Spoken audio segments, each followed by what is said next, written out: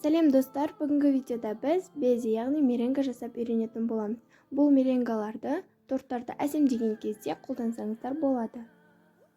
Ең алдымен 3 жұмыртқамызды ағы мен сарысынан ажыратып аламыз. Бізге сарысы қажет болмайды, тек ағымен ғана жұмыс жасайтын боламыз. Жақсылап ағы мен сарысын ажыратып аламыз. Ажыратқаннан кейін ағын кішкене көпіртесіздер және осыған 170 грамм қантымызды біртіндеп салып отырып миксерлейсіздер. Яғни барлығын бірден салып жіберуге болмайды. Жай-жайдан салып, жақсылап миксерлейсіздер.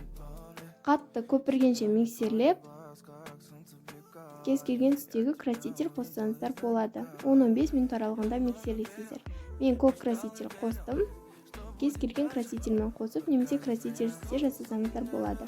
Фольгаға немесе пергамент қағазына құйып шығасыздар. Осыны 50 градус аралығында 1,5-2 сағат уақытта кептіресіздер. Өте дәмді болып шығады. Міндетті түрде жасап көріңіздер.